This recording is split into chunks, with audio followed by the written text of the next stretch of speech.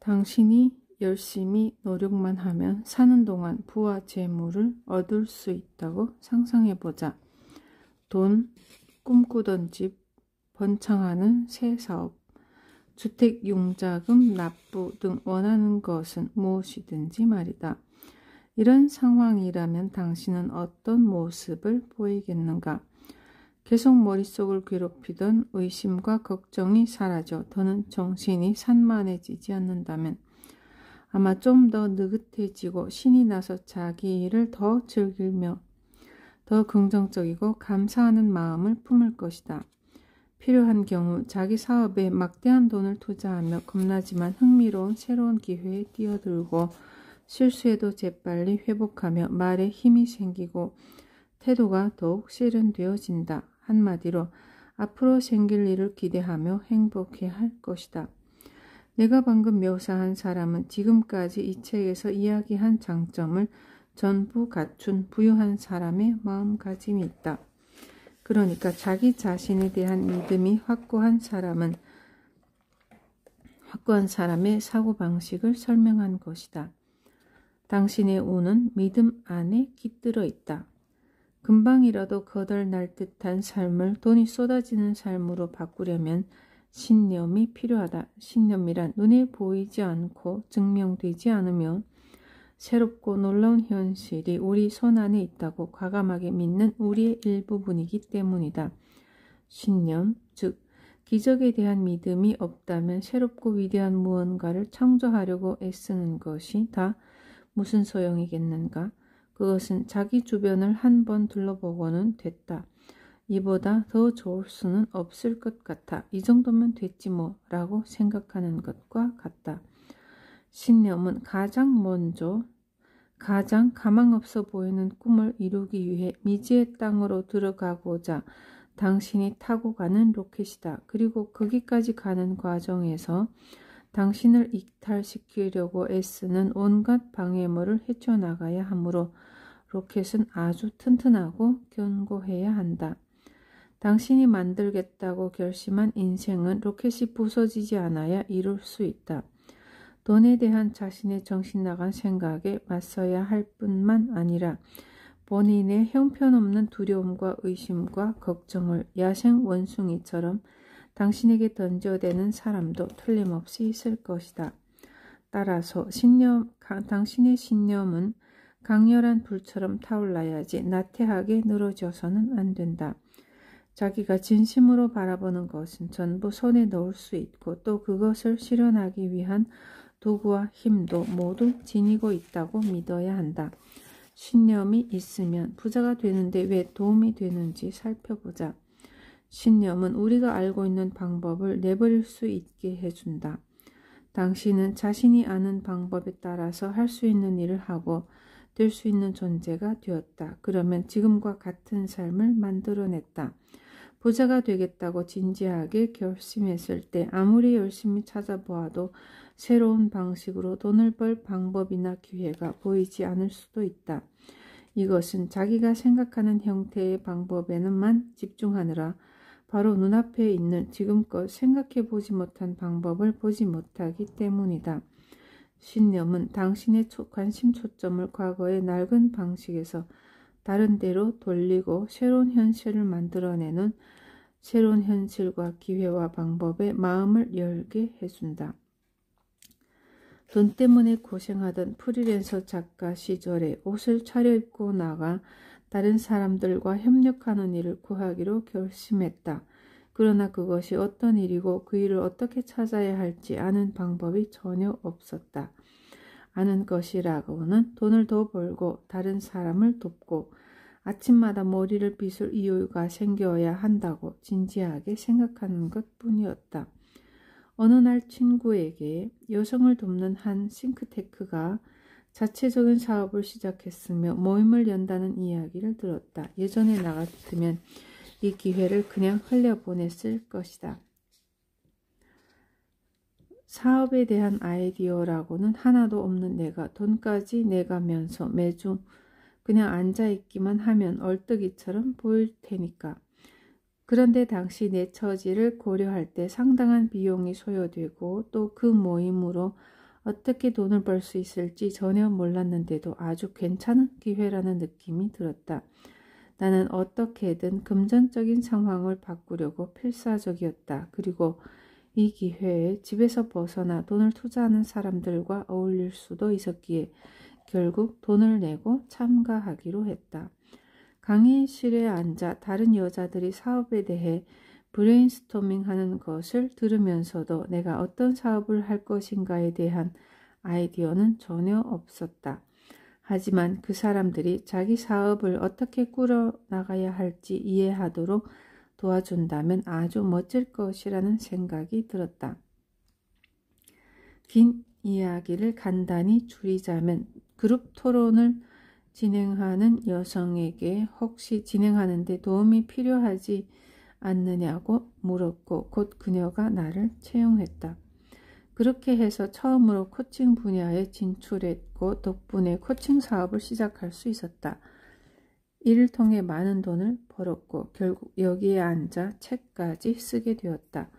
만약 믿음을 품는 대신 얼간이처럼 보일지도 모른다는 두려움과 그 모임이 어떻게 날 부자로 만들어줄지 모르겠다는 의구심에만 집중했다면 부자가 되는 방법이 아니라 파산 선고를 위한 10가지 간단한 팁에 관한 책을 냈을 것이다. 당신은 자기가 하고자 하는 일을 지금과 같은 방식대로 하고 기존의 변명과 한계에 사로잡혀 늘 똑같은 일을 반복하면서 현재와 같은 금전적 현실을 만들어냈다. 새로운 현실을 만드는 문제를 진지하게 고려한다면 지금과 다른 일을 하고 다른 생각을 해야 한다. 믿음은 일이 어떻게 되어갈지 알아야만 한다는 강박관념을 없애준다. 또한 어떻게든 길이 보일 것이라고 믿게 해준다. 신념은 주파수를 높여준다.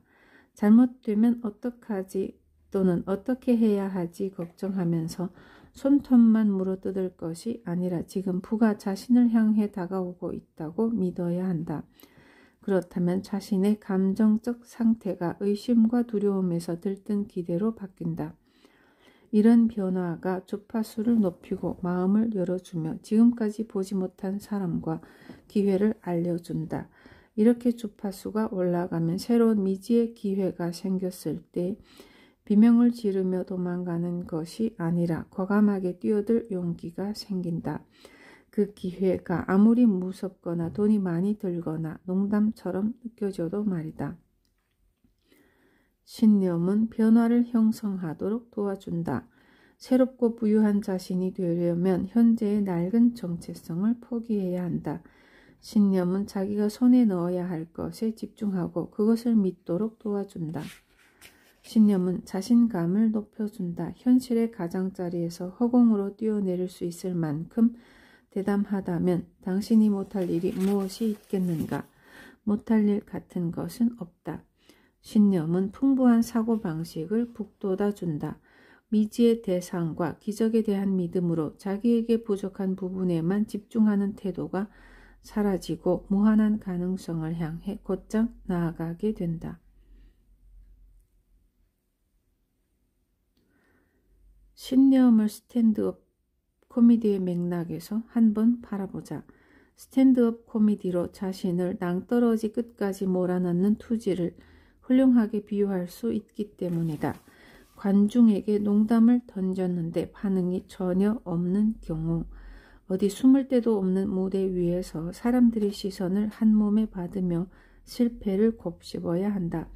이런 경우에는 관객에게 무방비로 노출된 채 그대로 밀고 나가서 악몽을 끝내는 편이 낫지만 농담이 성공적으로 먹히면 모두에게 찬탄의 눈길을 받을 수 있고 그 모든 웃음과 영광이 당신의 것이다. 황홀하면서도 두려운 경험, 성공 아니면 실패, 이 모든 것이 당신에게 달렸다. 자신의 금전적 상황을 변화시키기 위해 대박을 꿈꾸면서 두려운 도약을 시도할 때는 눈부신 조명 너머에 무엇이 있는지 전혀 모르는 상태로 무대에 오르는 것이나 마찬가지다. 그래서 우주에서 자유낙하를 하는 기분이 들기도 하지만 좋은 소식이 하나 있다. 그 시도가 성공하면 그때부터는 파티의 시작이다. 혹시 실패하더라도 이제 무엇이 효과가 없는지 알았으니 다시 시도할 때는 더 많은 정보를 바탕으로 임할 수 있다. 믿음의 도약은 윈윈 전략이다. 남은 평생 자신의 안전지대 안에서 선 헤엄이나 치는 것은 지루하고 재미없는 일이다. 신념은 사고방식의 다른 측면처럼 일종의 근육과 같다. 많이 사용하면 할수록 더 강해진다. 도약의 범위가 넓을수록 믿음의 근육이 강해야만 한다. 상황이 정말 안 좋을 때도 꾸준히 집중하면서 자신의 신념을 굳건히 지키면 누가 성공하고 실패할 것인지 그 차이가 드러난다. 대개 불확실성이나 기다림, 압박감, 실망감을 이제 한순간도 더는 못 견디겠다고 생각한 직후에 해결사가 문으로 들어선다. 나는 당신이 성장해서 가장 근사한 모습으로 눈부시게 꽃피기를 바란다. 성장은 마찰과 도전을 통해 이루어지고 우리는 이런 경험을 통해 교훈을 얻는다. 특히 힘겨운 교훈을 얻고 성장 경험을 하는 동안에는 마치 자기 목숨이 거기에 달리기라도 한 것처럼 버텨야 한다. 정말 힘든 상황일 때는 자기에게 남은 것이 10년밖에 없는 지경까지 이르는 경우도 많다.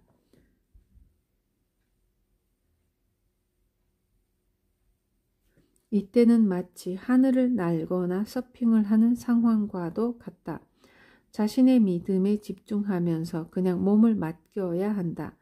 그렇지 않으면 놀라서 질겁하다가 추락하는 길밖에 없기 때문이다. 위험을 감수하는 사람에게 좋은 결과가 찾아온다. 최근에 한 제작사가 내 책의 판권을 사겠다고 제안했다. 좋은 제안이었지만 우리는 중요한 수익 배분율을 놓고 흥정을 벌이면서 서로 조금도 양보하지 않았다. 나는 더 많이 원했고 상대방은 적게 주고 싶어 했기 때문이었다. 계약서의 다른 부분을 아무리 바꾸고 조정해도 이 부분만큼은 타협하지 못했다.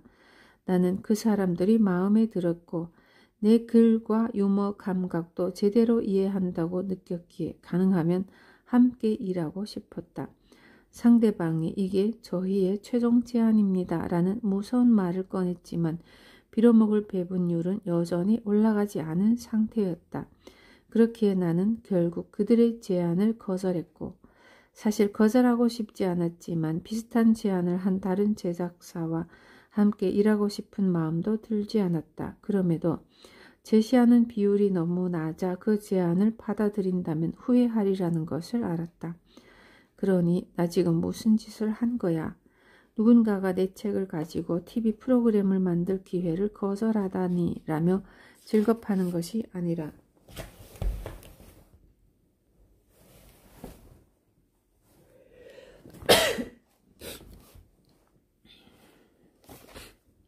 그보다 더 좋은 제안이 바로 가까이 와 있고 내 결심은 확고하다는 생각을 가져야 했다.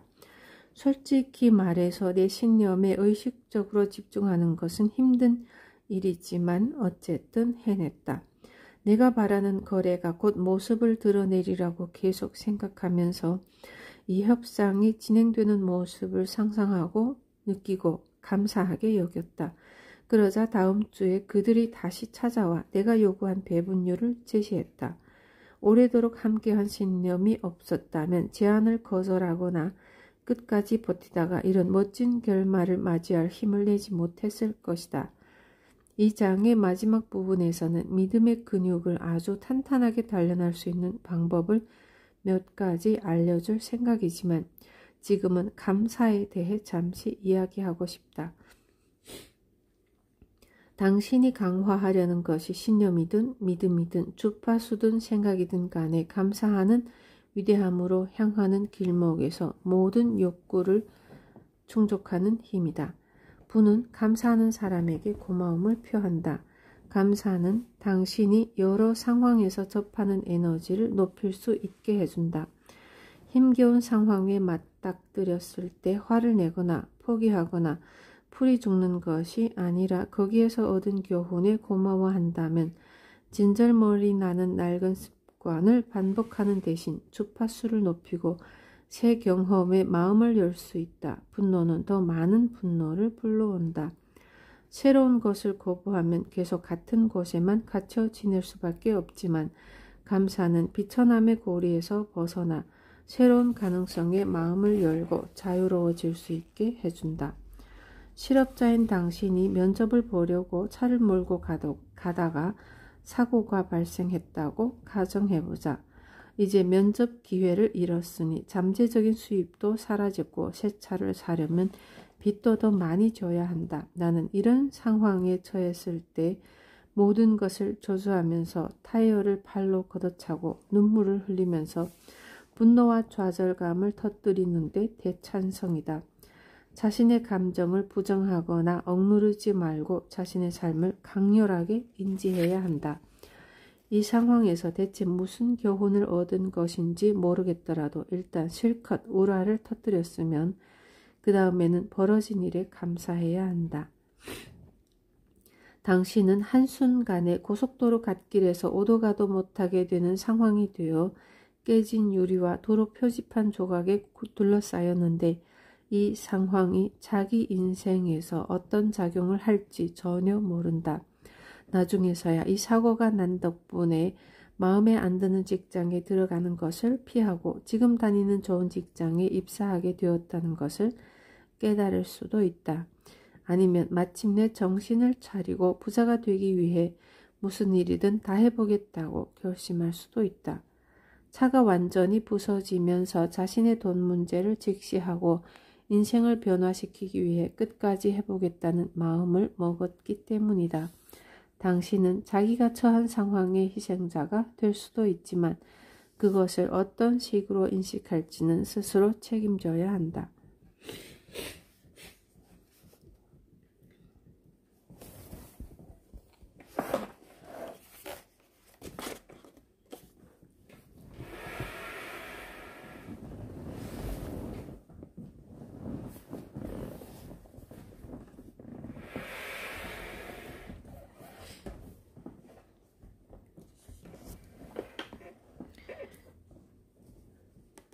희생자 관점에서는 밝은 앞날을 볼 수 없다. 이 세상이 당신의 성장에 필요한 모든 것을 만들었다고 믿으며 감사하자. 무슨 일이 생기더라도 말이다. 자기가 의지하는 것에 감사하는 연습을 하고 언제나 감사할 수 있는 자기 주변의 수만 가지 일을 알아차리고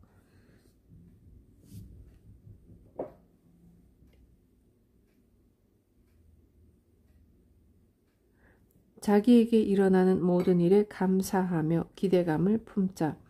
좋은 일, 나쁜 일, 추한 일, 새로 산 흰 셔츠에 생긴 소스 얼룩도 감사해야 할 대상이다.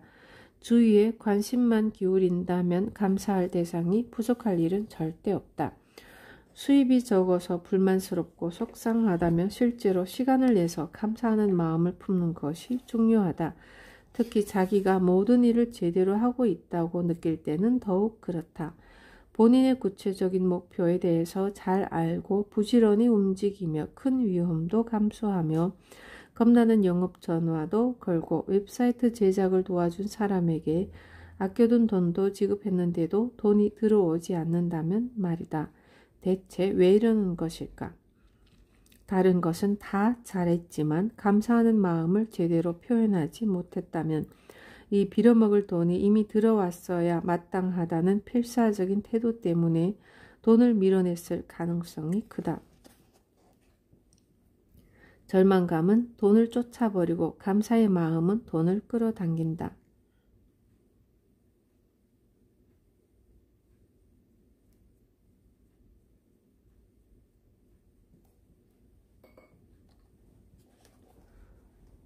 돈이 없다는 절망감에 빠질 때는 돈을 어떻게든 손에 넣어야 한다는 걱정에 사로잡힌다. 그래서 돈이 이미 이곳에 존재한다는 사실을 알지 못한다. 돈은 통화이고 통화는 에너지라는 사실을 기억하자. 감사 모드로 전환해서 자기가 지금 가진 것 또는 자기를 향해 다가오고 있는 것에 감사하는 데 집중해보자.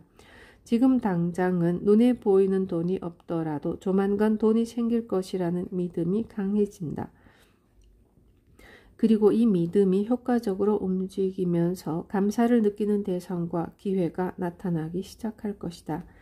친구 중에 인테리어 디자이너가 있다. 이 친구는 매해 초마다 자기가 돈을 얼마나 벌고 싶고 그 돈으로 무엇을 할 것인지 정하고는 그 계획에 잔뜩 흥분해서 차를 몰고 온 동네를 돌아다닌다. 그리고 동네에 있는 집들을 바라보면서 그 하나하나가 자기 꿈을 실현할 기회라고 여긴다. 물론 그 집들을 전부 친구가 직접 인테리어 하지는 않는다.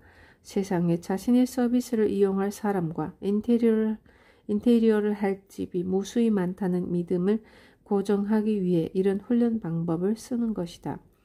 친구는 깊은 감사의 마음을 품으며 원하는 것을 모두 얻고 해마다 목표를 달성한다. 이런 동네 투어는 앞으로 나타날 모든 고객에게 미리 감사하는 일이다. 비행기를 탔다고 생각해보자. 비행기가 이륙하자 비가 내리기 시작했다. 창밖으로 회색 하늘이 보이고 아래에 있는 작은 집들은 비 때문에 점점 뿌옇게 흐려졌다. 고도가 높아져서 검은 구름이 들어가니 온통 까맣고 무서웠다. 그러다가 짜잔, 갑자기 구름에서 빠져나와 파란 하늘과 솜털 같은 구름과 햇살이 드러났다. 햇살과 솜털 구름은 계속 그곳에 있었는데 당신의 관점에서는 보이지가 않았던 것이다.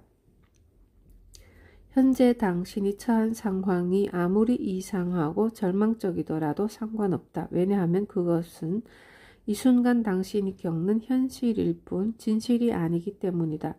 저 밖에는 지금과 완전히 다른 눈부시게 빛나는 현실이 당신을 기다린다. 당신이 해야 할 일은 두려움과 의심, 걱정의 폭풍 구름을 뚫고 나가기로 하는 것뿐이다. 그리고 아직 눈에 보이지는 않지만 저기에 태양이 있다는 믿음으로 계속 기대감을 품으며 난기류를 뚫고 반대편에 도착할 때까지 끝까지 버텨야 한다. 발버둥 치는 게 나쁜 건 아니잖아. 나는 터칭 더 보이즈라는 영화를 정말 좋아한다.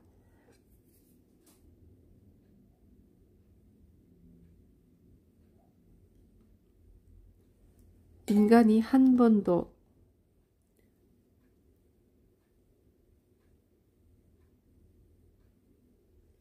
오르지 못한 눈과 바람과 얼음으로 뒤덮인 거대한 산을 오르는 두 남자의 이야기를 담은 영화지만 그들은 과감하게 도전했고 마침내 정상에 오르는데 성공하자 와, 우리가 해냈어. 여기서 우리 집도 보일 것 같아 라며 좋아한다. 그리고 하산하는 길에 눈보라를 만났다. 비행기가 추락한 뒤 식량이 없어서 얼어 죽은 사람을 먹거나 바위에 팔이 짓눌려서 협곡에 갇히자 자기 팔을 직접 자르는 등 극한의 상황에서 살아남으려고 애쓰는 이런 영화를 많이 보았다.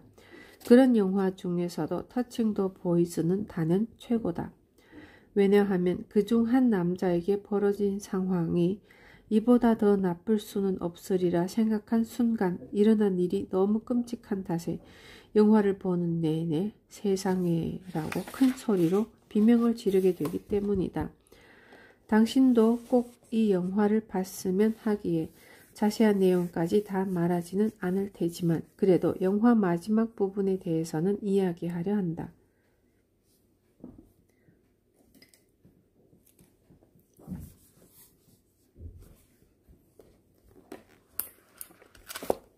터칭 더 보이즈.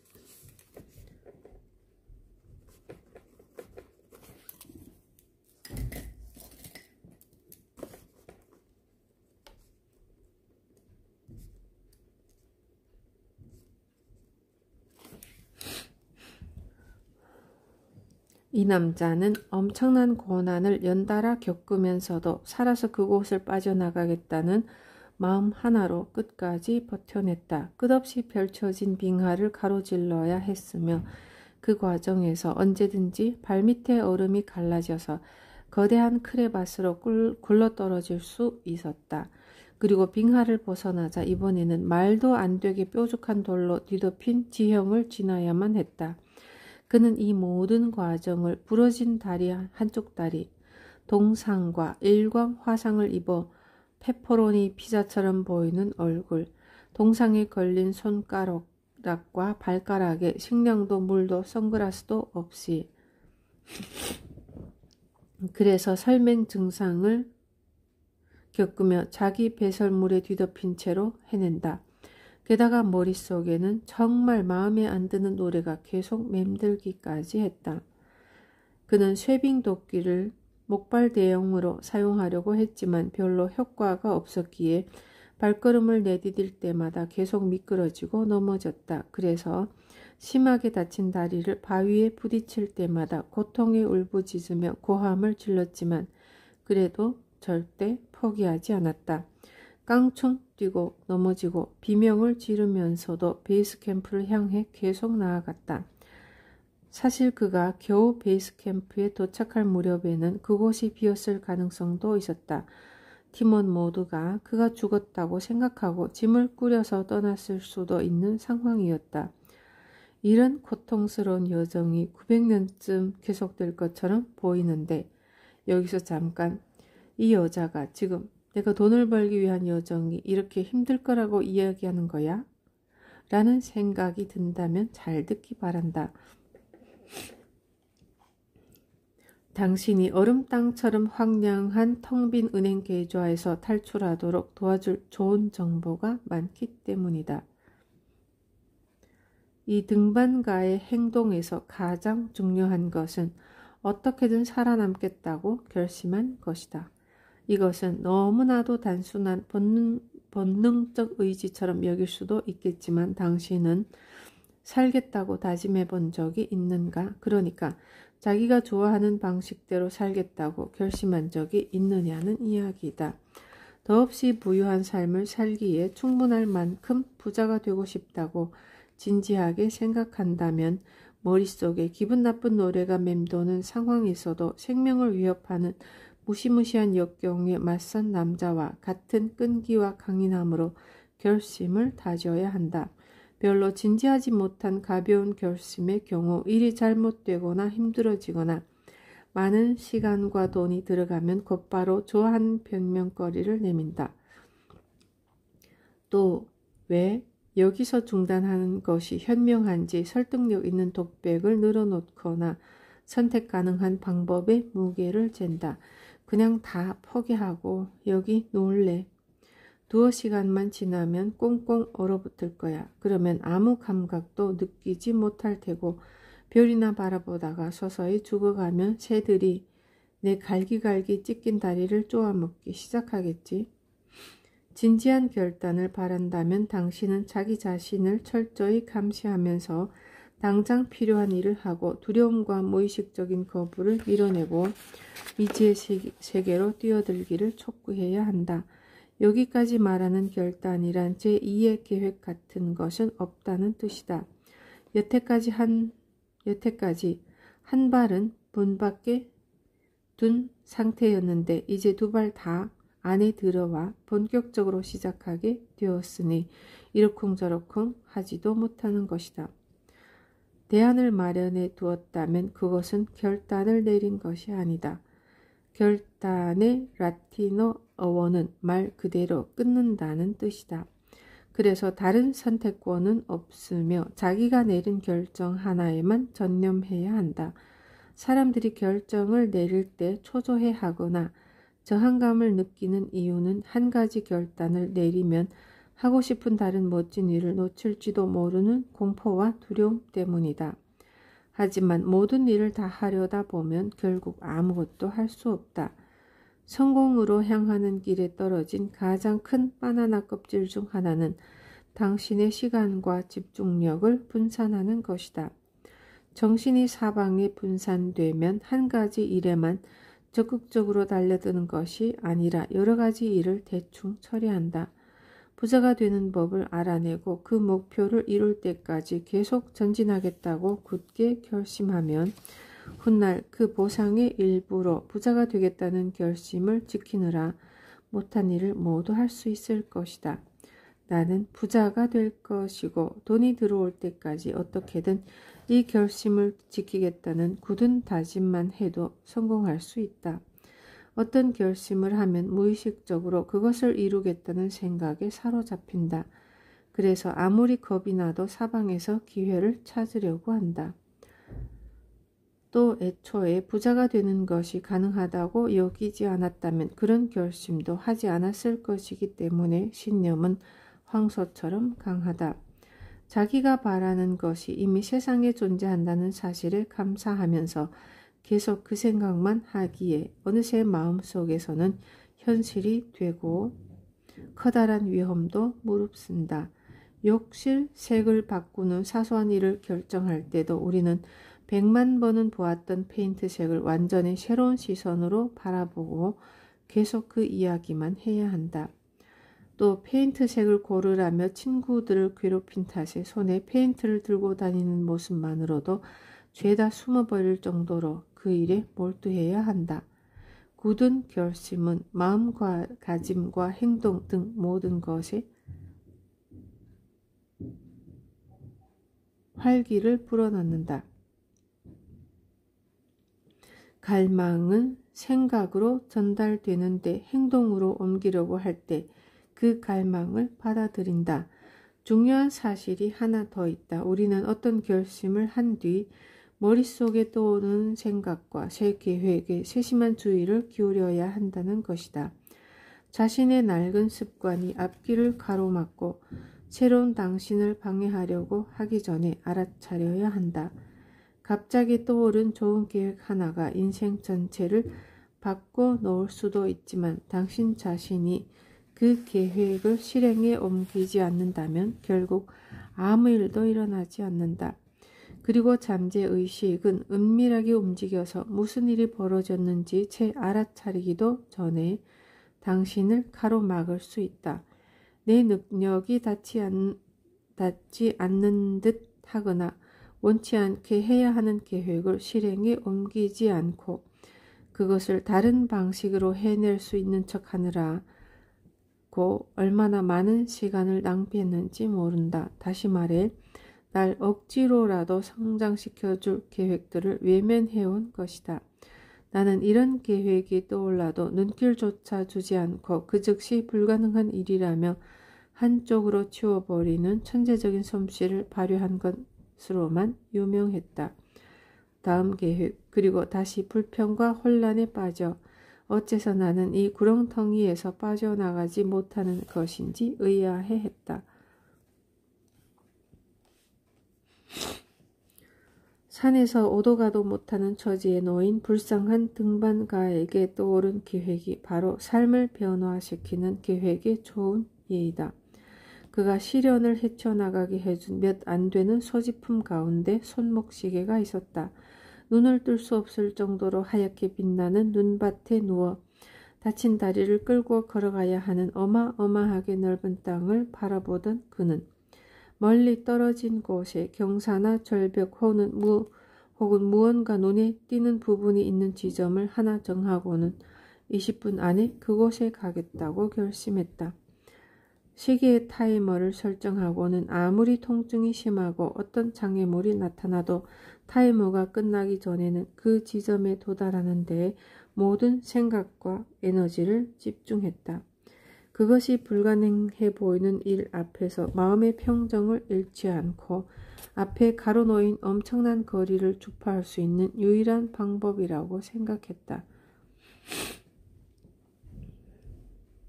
그는 20분의 도전을 매번 극도로 진지하게 받아들였다.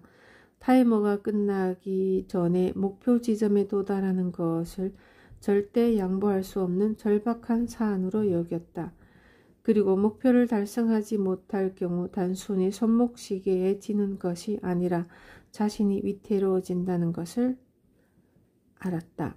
위축감은 숨쉬기를 중단하고 균형감을 잃고 자기가 자신의 인생을 통제한다는 사실을 잊어버리겠다는 쓸모없는 결정을 내렸을 때 느끼는 감정이다.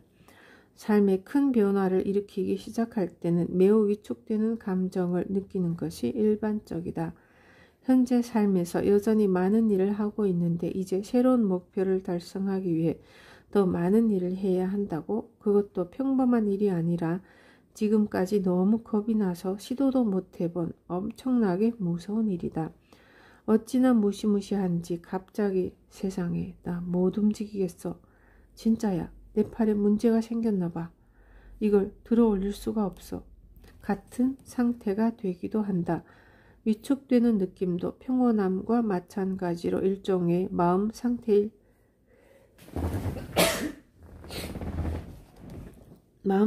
뿐이라는 것을 기억해야 한다. 짐승처럼 덮쳐오는 위축감을 다시 우리에 집어넣는 두 가지 방법이 있다. 첫째는 세부적인 부분을 검토한다.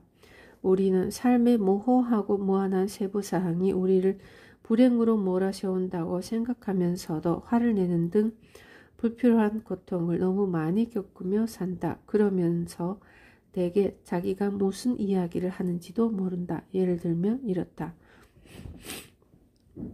답장을 써야 하는 이메일이 100만 통이나 쌓여있고 아이들도 데려오고 저녁도 지어야 하고 새 사업을 위한 대출도 신청해야 해. 이걸 전부 다 하는 건 불가능하다고.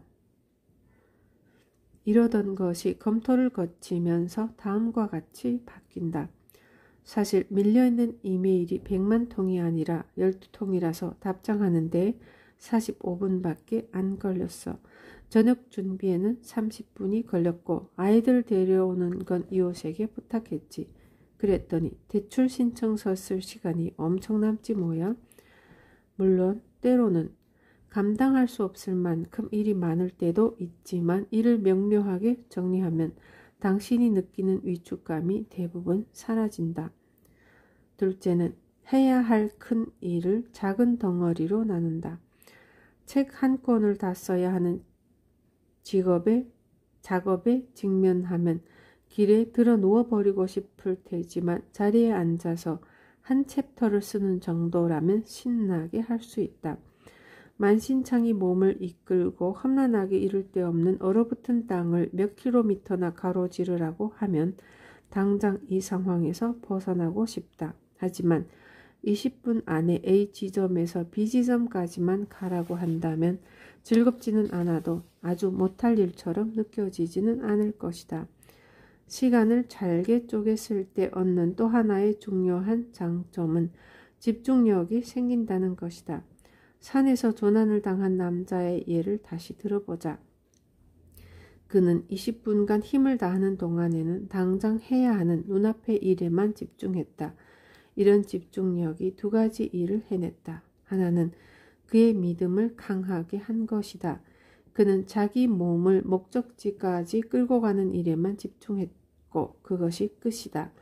중단하고 싶다거나 실패할지도 모른다거나 자기가 바보짓을 한다는 생각은 전혀 하지 않았다. 그는 오로지 성공 가능성에만 집중했고 결국 계속해서 성공을 거두었으며 성공할 때마다 신념은 더욱 굳건해졌다. 다음은 확고부동한 집중력 덕분에 시간을 최대한 활용할 수 있다. 이 사람은 빈둥거리며 시간을 허비하거나 눈 위에 팔다리를 휘저어 천사 모양을 만들 여유가 없었다. 그는 당장 물 한 잔이 갈급한 상황이었기에 1분 1초가 중요했다. 물론 우리에게도 삶의 1분 1초가 중요하지만 그런 절박함을 잊어버리고 할 일을 미루거나 징징거리거나 일을 완수하기는커녕 방해하기만 하는 생각에 집중하고 그것을 믿으면서 소중한 시간을 써버리는 경향이 있다.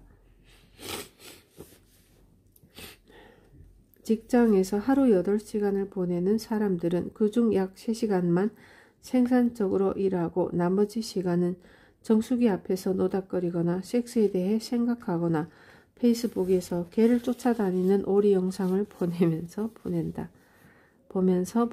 무언가를 할 때 많은 시간이 있다고 느낀다면 그 일을 끝내기까지 많은 시간이 걸릴 것이다.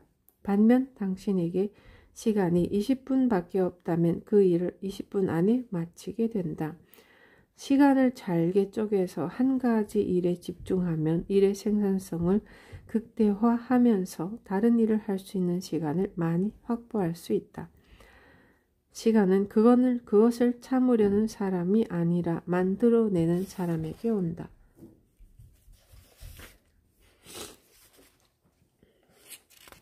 지금까지 살펴본 당신의 지갑을 더욱 두둑하게 해줄 행동 단계를 세부적으로 정리해보자. 자기가 벌고자 하는 액수, 돈을 쓸 구체적인 용도, 그 돈을 벌면 기분이 얼마나 좋을지 등을 명확하게 밝힌다. 자기는 흔들리지 않는 노력으로 반드시 그 돈을 벌겠다고 결심한다. 목표로 하는 돈을 벌기 위한 계획을 세우고 그 계획을 잘게 나눈 뒤 한 번에 한 가지 목표에만 집중한다. 당신이 만들어갈 인생과 당신에게 쏟아져 들어올 모든 돈을 머릿속에 그려본다. 어디에서나 최선을 다하자.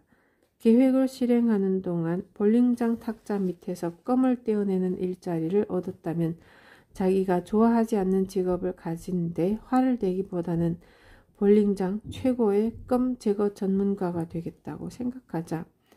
돈을 더 많이 벌겠다는 목표를 향해 나아갈 방법을 알게 되면 어떻게든 안 하려고 변명을 대지 말고 곧장 뛰어들어야 한다. 특히 그것이 겁나는 방법일 때는 더욱 그렇다. 자신의 두려움이 나침반 역할을 하게 해야 한다. 엄청나게 비싼 코칭 패키지에 등록하기 위해서 85,000달러를 마련했다고 한 이야기가 기억나는가? 그것은 그때까지 내가 한 일 가운데 가장 무섭고 불편한 일이었다. 그런데 어떻게 해낼 수 있었는지 방법을 알려주겠다. 처음에 그랬던 것처럼 도망가서 숨는 것이 아니라 이번에는 정말 제대로 높은 수준의 코치를 한번 받아봐야겠다고 결심했다. 그러고는 어떤 생각이 머리에 떠오른 순간 바로 행동에 옮겼다. 그 생각은 재미있거나 편안하거나 내 치부를 드러내지 않고 넘어갈 수 있는 것이 아니었지만 계속 똑같은 인생을 살면서 시간을 더 낭비하기보다는 적극적으로 행동하고 싶다는 욕구가 강했기 때문에 실천에 옮겼다. 나에게 떠오른 생각은 그 돈을 빌려줄 만한 사람에 관한 것이었다. 그 사람은 코칭 패키지에 대해 아는 것이 거의 없다. 그리고 알아도 좋게 생각하지 않을 것이다. 게다가 내가 맞는 사람 가운데 가장 구두쇠다. 돈은 많지만 세일하는 화장지를 잔뜩 사서 쟁여둘 때 외에는 절대로 돈을 안 쓰는 사람이다. 하지만 나를 믿는다. 이 무서운 생각이 머릿속을 점령하는 순간 곧바로 그네가 사는 곳으로 예고도 없이 찾아가 깜짝 놀라게 했다. 나는 그 사람에게 내 약점을 노출하는 위험과 내가 정신이 나갔고 무책임하며 사이비 종교에 빠진 것이 확실하다고 생각할지도 모르는 위험을 감수했다. 돈이 얼마나 필요한지 말했을 때 그녀의 얼굴에 떠오른 고통스러운 표정은 절대 잊지 못할 것이다. 하지만 한동안 불편한 마음으로 상의를 거듭한 끝에 결국 돈을 빌릴 수 있었다. 그리고 그 후 1년도 안 되어 빌린 돈을 모두 갚을 수 있을 만큼 돈을 벌었을 뿐만 아니라 두려움을 이기고 과감하게 부탁한 경험과 최고의 코치에게 1년간 가르침을 받은 덕분에 과거의 젠 신체로가 한 번도 가보지 못한 위치에 올랐다. 그 뒤에도 계속해서 크고 무서운 위험을 감수했다. 예전처럼 모든 일을 혼자 다 하는 것이 아니라 동영상 제작과 온라인 사업 체계 개선을 위한 팀을 고용했으며 새로운 제품과 서비스를 만들고 책을 써서 뉴욕 타임스 베스트셀러로 만들었다. 전에는 너무 무섭고 게을러서 하지 못한 일을 해낸 덕분에 지금은 수백만 달러 규모의 사업체와 브랜드를 소유한다. 그리고 이 모두가 정말 하고 싶지 않은 일을 하는 데서부터 시작하지 않았다면 절대 일어나지 않았을 일들이다. 85,000달러짜리 중요한 참고사항이다. 이 글을 읽고 와 나도 얼른 나가서 85,000달러를 빌려줄 만한 사람에게 모두 부탁해 봐야겠다고 생각한다면 이 점만은 명확하게 해두고 싶다. 가격은 상관없다. 자신의 삶을 변화시키는 것은 눈앞에 해결책이 존재하느냐 아니냐가 아니라 본인의 욕구와 결심에 달린 문제이다.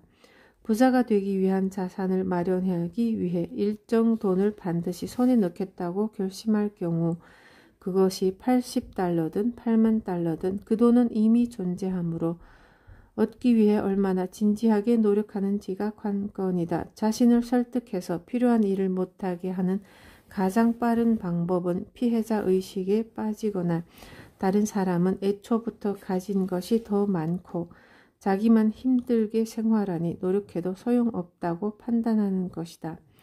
실제로 당신의 삶이 남보다 힘들 수도 있겠지만 당신보다 훨씬 힘들게 살던 사람도 기적 같은 일을 해냈다.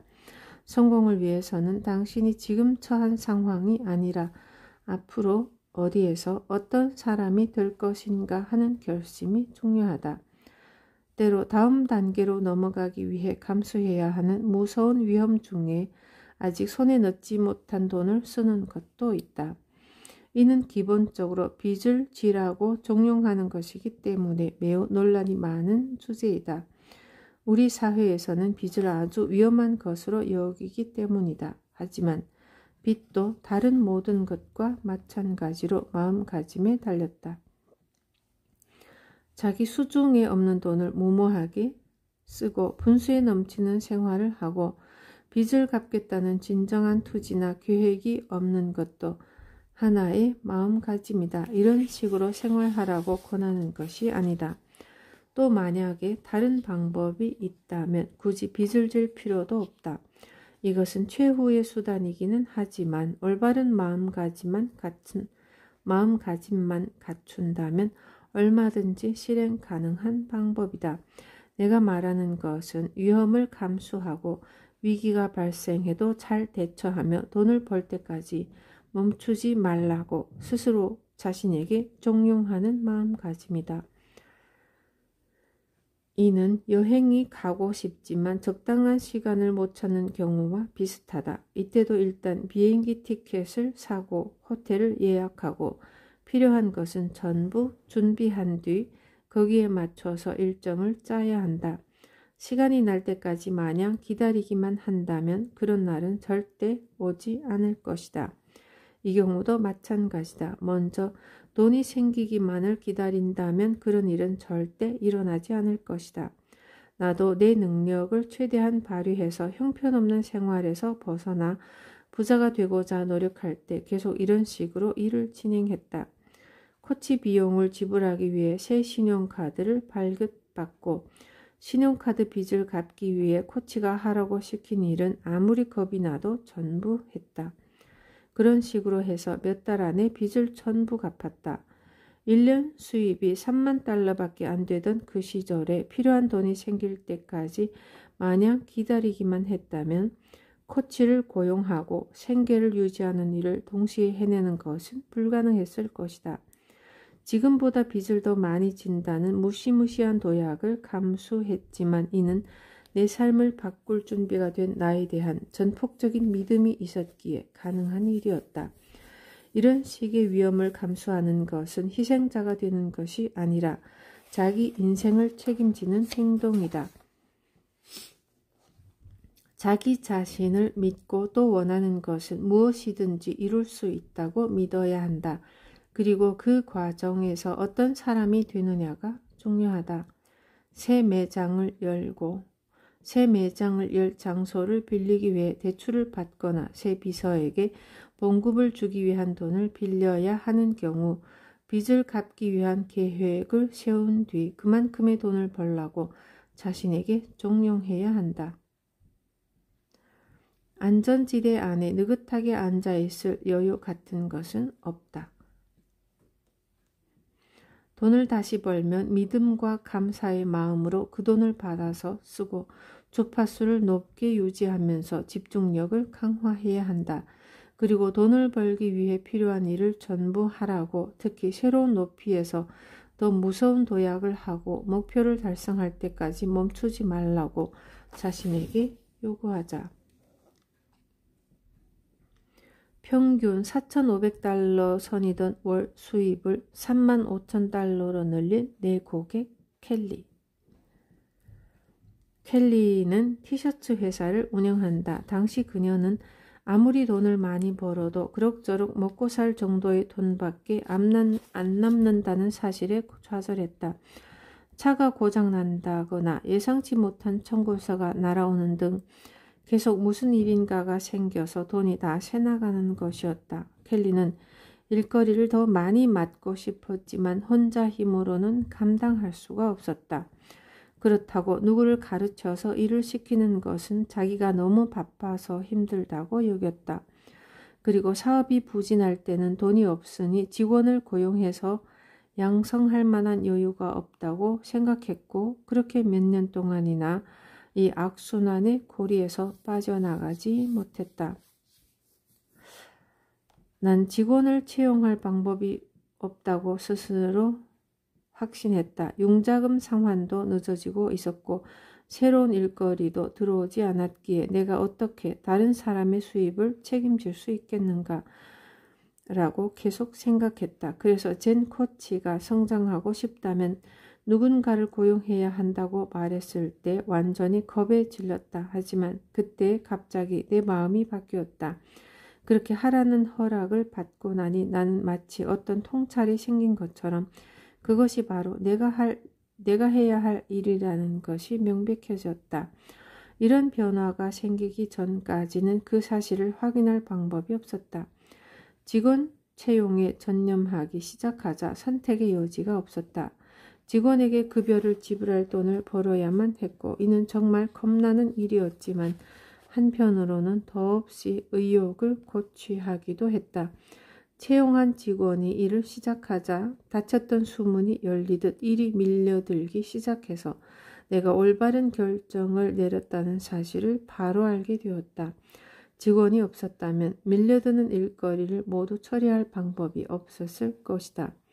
첫 번째 코칭 과정이 끝난 뒤에 다른 사람을 사업에 동참시킨다는 두렵지만 흥미로운 노력을 하고 돈을 벌어들이는 모습을 상상하며 주파수를 높인 결과 첫 한 주 동안 26,000달러를 벌었다. 단 일주일 만의 말이다. 50%의 마법과 50%의 노력 덕분이라고 생각한다.